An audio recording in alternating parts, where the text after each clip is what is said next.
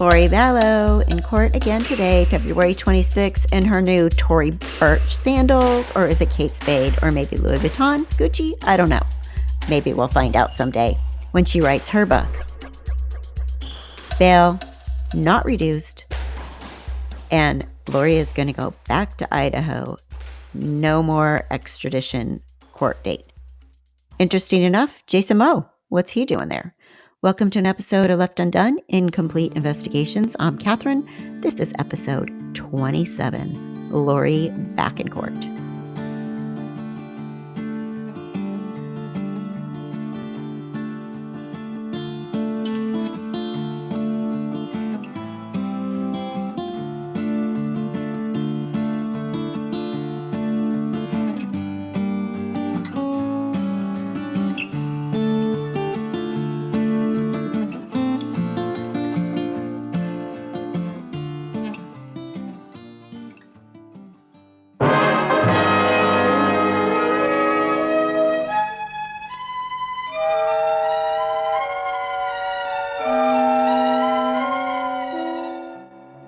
So let's go ahead and watch the full live raw video of Lori in court today.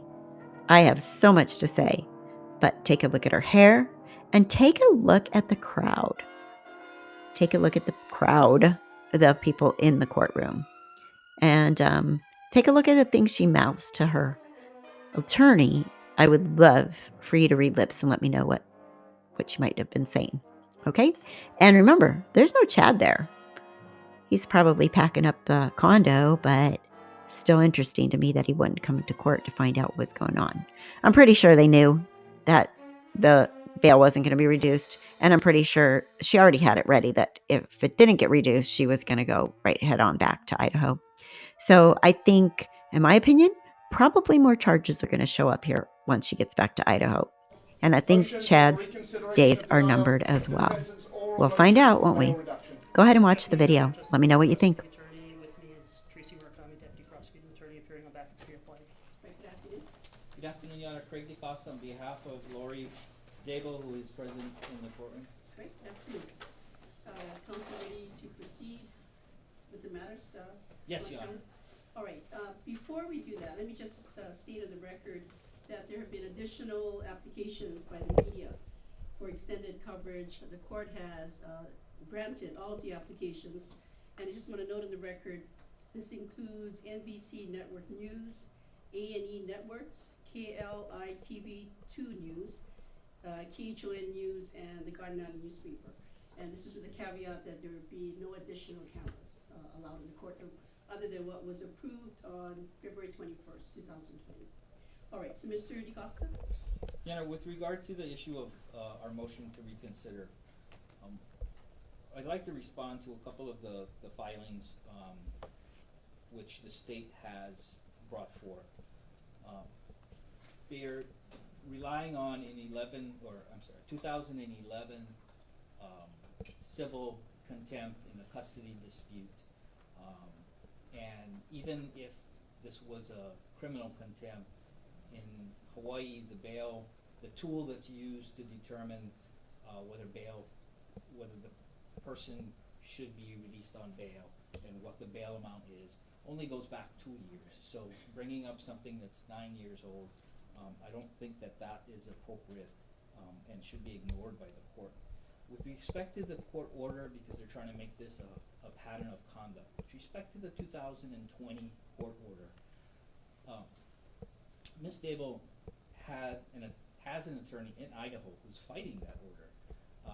He actually filed a motion to quash the order prior to the given deadline, and that denial of the motion to quash is, I believe, on appeal in Idaho. So it's not that she's just flaunting court orders. It's that we have a very old allegation and a recent one that is being appealed and dealt with in the legal process. It's believed that order was unlawful and should be quashed. And that order was also mischaracterized. That order didn't say simply produce your children in Idaho court. It pretty much said bring your children so that we, the government, can take the children and put them in foster care. And that's the reason why she's fighting that order. With respect to whether she's a flight risk, Mrs. Daybell and her husband moved to Kauai. No charges were pending in Idaho at the time that they moved. It was a previously planned move, and it's something that makes sense because of all the states that Miss Daybell has lived in over the past 6 years. Her longest residency has actually been on Kauai. So, with respect to that, it is Lori's position, is our position, that she's not a flight risk just because the state of Idaho decided to file charges against her after she had already gone through with a previously planned move. She's not hiding from law enforcement. She's been under surveillance by law enforcement for weeks prior to her arrest. She didn't try to leave the state of Hawaii. She hired an attorney here, myself, who communicated with the police and said, if you get a warrant, let me know, I'll surrender her. What we're here for today is to ask this court to treat Lori the same as anyone else that comes before this court facing Class B felonies, and set reasonable bail as required by the State of Hawaii Constitution, the United States Constitution.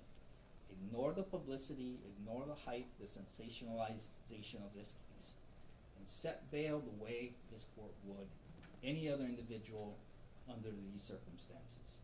And as I stated in my pleadings, 23 plus years, I have never seen a Class B felony case where bail was set at over $1 million. Especially with someone who does have ties to Kauai. Her husband lives here. She has established residence here in the past. And she's more than willing, if bail is reduced to a reasonable amount, to actually pay for herself to go back to Idaho and face those charges and defend against those charges. Thank you. Mr. DeCosta, I believe that you and Mr. Kohler take different positions in terms of the statutory provisions that are applicable here in the setting of bail, correct? You rely on 832-16. Correct. And she was arrested without a local warrant. And so 832-16 does apply. She's not facing life imprisonment or death penalty. Therefore, bail shall be set by this court, not an Idaho court. You would agree that statutory provision leaves it to the discretion of the court to set bail? It is within the discretion of the court as long as the court follows Ms. Daybell's constitutional rights and sets it at a reasonable amount. And in this case, my argument is that even given all of the arguments made by the state, that $5 million is not reasonable.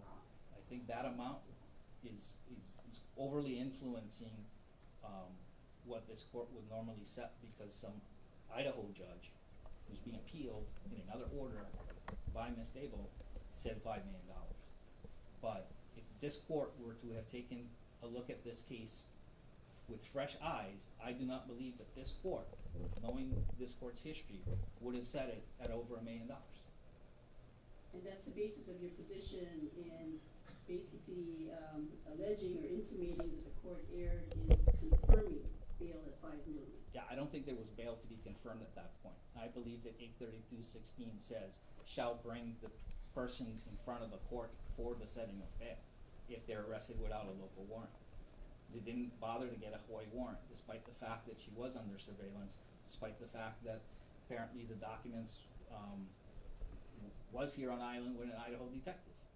And they didn't bother to ask for a local warrant, so we have to go by 832-16. And you dispute the position taken by Mr. Kohler that your client is a flight risk. I do not believe she's a flight risk. I do dispute that, and, you know, as I stated in my pleadings, bail is meant to secure the attendance of the charged person, and Ms. Daybell has done, ever since meeting with me in late January, has done everything correctly as far as being available to turn herself in if that's what was requested. And I think that's all the questions I have at this time. Mr. Kohler? Judge, nothing has changed about this case since we last addressed bail several days ago, other than that we learned of her past history of defying court orders regarding the custody of her children, not just in 2009 and 2011, but also what was telling in those reports is Joseph Ryan's statements that she has a history of disappearing when the child's custody is at issue. So that is. You're referring back to the 2011. I'm talking about the 2009 and 2011 reports, in which she was civilly found in contempt and charged with judicial interference. So that certainly, in the state's view, is even more reason to. I mean, our position was always that she should be remanded without bail, but in the alternative, the $5 million was appropriate at the time and remains appropriate today. Now, Mr. DaCosta and I agree that we haven't seen a case like this before. In my 15 years, I haven't, and Ms. Murakami's 25 years, I'm sure she hasn't either. So this case is extraordinary, especially given the fact that the very same day investigators went to her house in Rexburg, she dug out for Hawaii, or she dug out at least for another state and then ended up in Hawaii. And yes, the move may have been pre-planned, but it certainly raises eyebrows with the state that the move appears to have been planned before her husband passed away. So the state considers that as well.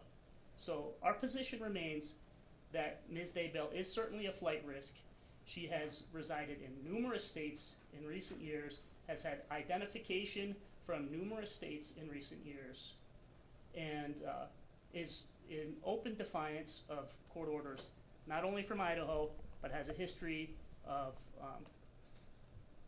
digging out when the chips are down, Your Honor. So the state rests on that unless Your Honor has specific I inquiries. have a question on the basis of bail, and you cite to Section 804-3 of the Hawaii Revised Statutes, which is not the same basis relied upon by the defense. Well, the state understands that Section 832-16 does give Your Honor the discretion to set the bail. We do not see any disharmony or dissonance between 804.3 and 832.16. Your Honor can look at 832.16 and say, I have the discretion to set bail, and I also have the discretion under 804.3, because that's what we look at in setting bail, that we can remand her without bail entirely. So those sections are not dissonant to us. But at this time, at this bail hearing, you're asking the court to keep it at $5 million. We are certainly opposing the defense's request and asking that you keep bail at $5 million. Yes, we think that's appropriate. Mr. DaCosta, anything further as we move on? Yes, Your Honor, with regard to the 9-year-old civil contempt, she was, I believe, she went to trial on whether she would be found guilty on criminal contempt. Was not convicted. Nothing I've seen in any of the papers sent over to me by the state or filed in this case shows that she has any prior record whatsoever. And so I just want to reiterate that I think she should be treated the same as anyone who comes before this court with no prior record. Even people charged with bail jumping or escape gets a $100,000, $200,000 bail, but not $1 million or $5 million bail. Okay, thank you. All right, counsel, based on your respective pleadings with the court, including these supplemental memos that were received, your arguments in court this afternoon, the circumstances of this particular case, this court is confirming bail at $5 million. Just want to state on the record, at the prior hearing, the court confirmed bail at $5 million, and let me just state that the plain meaning of confirm means firmly establishes. So I am firmly establishing and confirming what I previously said at the hearing, last hearing. So bail is confirmed at $5 million. I would like an order to that effect, Mr. Cole, Yes, Your Honor. and as soon as you submit it, the court will execute the same. Thank you. Anything further? Yes, Your Honor. Yes. At this time, we would, Ms. Daybell has executed a waiver of extradition. Having reviewed all of the paperwork submitted by the state, we're not disputing that she is a person charged by the state of Idaho, and she would like to expedite her return there so that she can defend herself against these false allegations. Right, very well. Then, Ms. Daybell, would you please stand? And as soon as you're ready to turn that over to the bailiff, Mr. Foster. Yes, Your Honor. Thank you.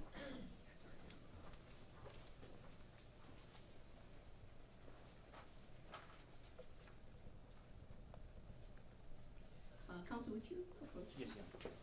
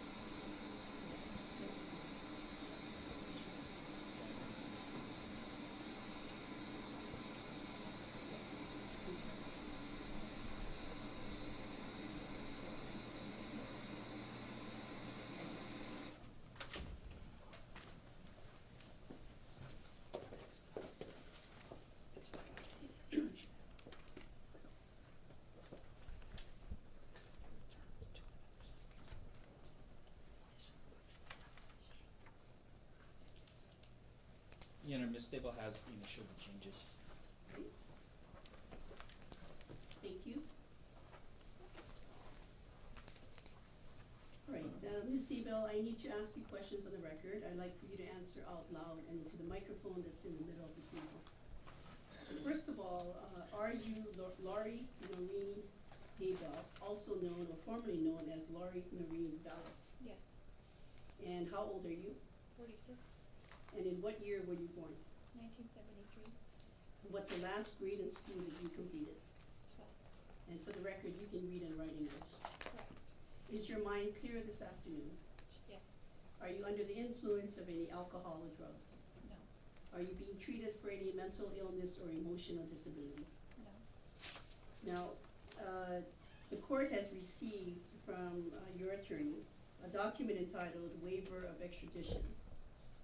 Can you confirm that this is your signature on page 2 of the document? Yes. And you signed it, excuse me, this afternoon, February 26, 2020. Yes. Did you sign this in front of your attorney? Yes. And did you carefully go over both pages, and including the signature page on page 3, with your attorney before you signed it? Yes. And do you understand what you signed? Yes. All right, do you have any questions for the court as to the effect of signing a waiver of extradition? And as the court asked you at the last hearing, you understand full well that you have the right to be represented by an attorney at all times. Yes. Now, I also asked you at the last hearing, I'm gonna ask you again for the record, you understand that you and your attorney have the right to test the legality of the arrest? Yes. And you understand that you have a right to an extradition hearing? Yes. And you understand that the court expedited the last hearing and set an extradition hearing at your attorney's request. At that time, it was Mr. Hempy, you have Mr. DeCosta today. We set an extradition hearing for Monday, March 2nd, 2020 at 9 a.m.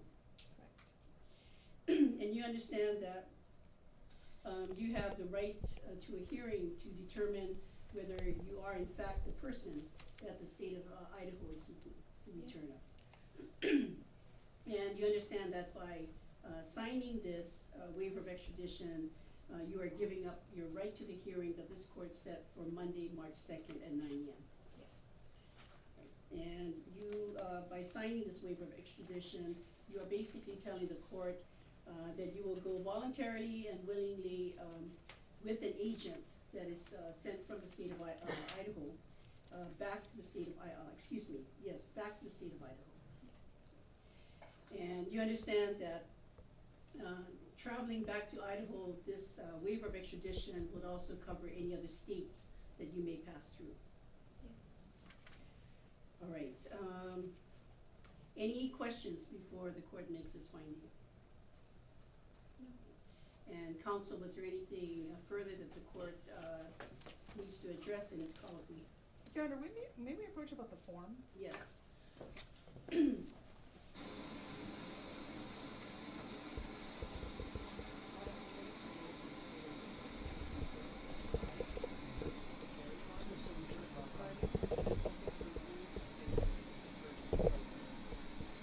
You're talking about the first one. Yes, we can take care of it. Okay.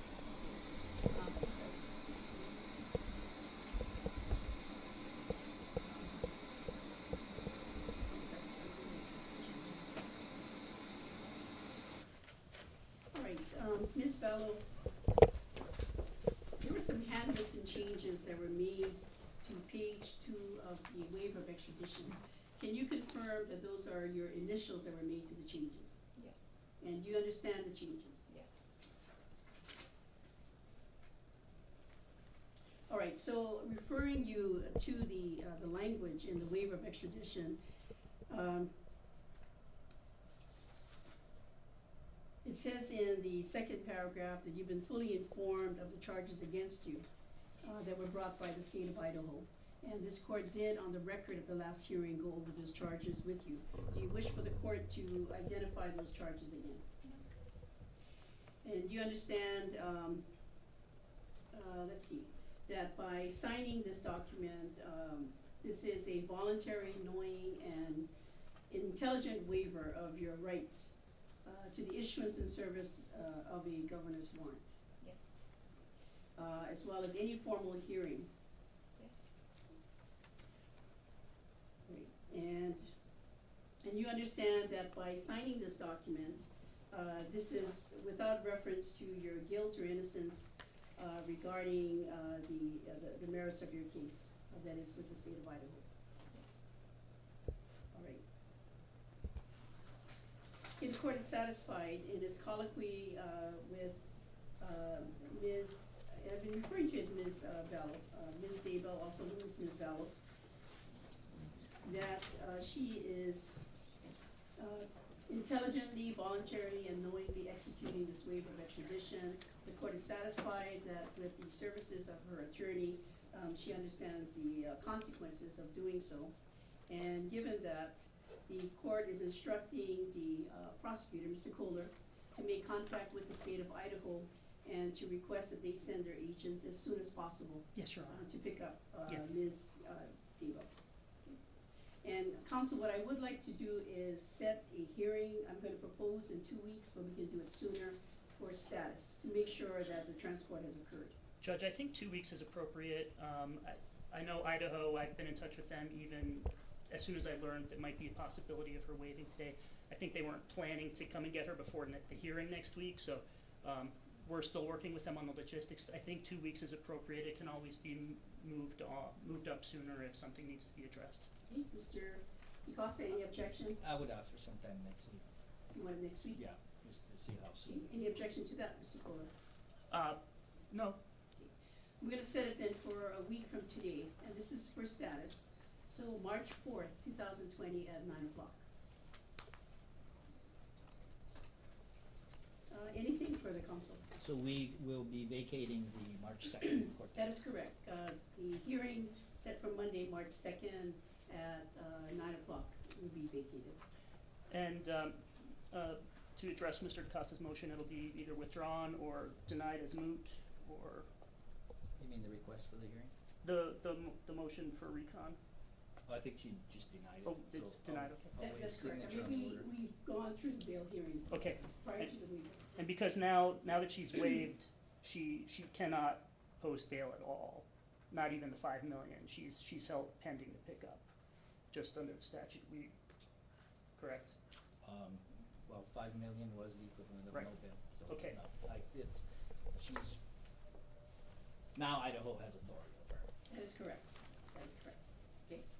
Anything further? No. Okay, then, there being nothing further, court is adjourned. Thank you. All rise.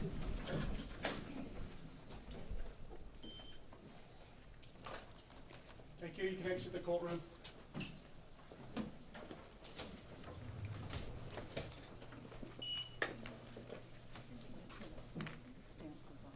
I'm sure.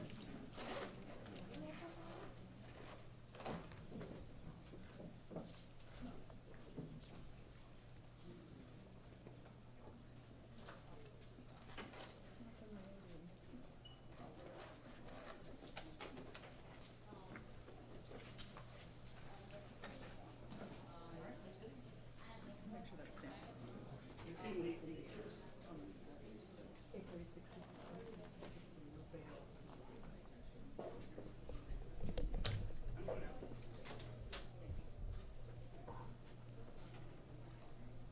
Adios, baby, you're cold red crazy, and I can't take it anymore. Yeah, I've been thinking this ship started sinking before it even left the shore. Now watching your backside leave for the last time don't feel as bad as it should. Oh, goodbye, never felt so good. Well, I guess I should listen to my buddies when they told me to stay away. But you know that hindsight's 20/20, and everybody makes mistakes. She was looking to find out to make her own mind, thought she was more than just a pretty face. Turns out I was wrong, they were right all along. Cause when I came home from work the next day, a U-Haul was sitting in my driveway. She's standing there waving, and all I can think to say, adios, baby, you're cold red crazy, and I can't take it anymore. Yeah, I've been thinking this ship started sinking before it even left the shore. Now watching your backside leave for the last time don't feel as bad as it should. Oh, goodbye, never felt so good. All things considered, she took it pretty well when I told her to hit the road. She packed her bags, told me to go to hell, and that was all she wrote. Then came the phone calls and my Facebook wall was getting out of hand. The less I was talking, the more she was stalking. Cause one night I was out with my friends, yeah, everything was fine till she walked in. And she yells across the bar, honey, where the hell have you been? I say again, adios, baby, you're cold red crazy, and I can't take it anymore. Yeah, I've been thinking the ship started sinking before it even left the shore. Now watching your backside leave for the last time don't feel as bad as it should. Oh, goodbye, never felt so good.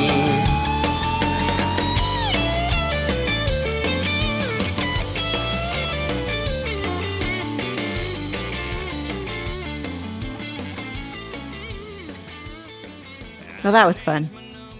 Lori's going back to Idaho, and like I said, I expect there will be more. But do you guys think that was, what's his face? Jason Moe? I think it was. Why is he there? What has he got going on? Remember, it was a Chandler police officer and then a Phoenix police officer. As required by that over $1 million. There's something going on there. Why is he there? That is him. I don't care. I mean, I would eat my hat if that wasn't him. Look at the picture. That is him. Weird, right? And no Chad? Really strange. And then one more thing I want to mention before because I have so much. Oh my gosh, you guys. Okay, couple things. I need you to email me at reapharmony.com or reapharmony@gmail.com. I have some questions to ask you. Number one, does anybody know who found Joseph Ryan's body, when, and where? Okay, because I have some controversial information about that, and I'm not going to release it until I get at least a couple people to corroborate. Who found Joseph Ryan's body, when and where? And is there any way we can find the police report of that day? He was, I believe, in Arizona, right? I have some research to do on that. Another question. Does anybody have any information, anybody that might have known Lori when her sister Stacy died, Milani's mom? Who was there? How was she found? Is there any way we can find a police report on that? And was there an autopsy? That kind of thing. So, and then the whole maybe weird credit card story with Alex that's been floating around the internet, that Alex used her credit cards after she died or something. Does anybody have more specific information on that? And then I have so much, you guys. I have to make a whole new video, not a whole new video, but another video, because there's a lot that have come down in information I've gotten in the last couple days. So bear with me with my new microphone. I'm learning how to use it, and it is kind of making weird fade in out. I have to figure it out. Otherwise, the questions I just asked about anyone to email me, not really about theories, more about facts. Like if you know the answers to the questions I asked about who and when and where Joseph was found, and the other questions that I asked about Stacy, I'd appreciate it if you could email me. You can do it anonymously if you'd like. Not a problem. But I just would like to have more than a couple people give me the same story so that I can report on it accurately here on my YouTube channel. Anyways, I have a lot more to say, but I'm going to end this one because I think the court appearance was important for you to see if you didn't see it on the news. And we have the whole thing. Thanks again. This is Catherine. Thanks for watching Left Undone: Incomplete Investigations. I will talk to you soon.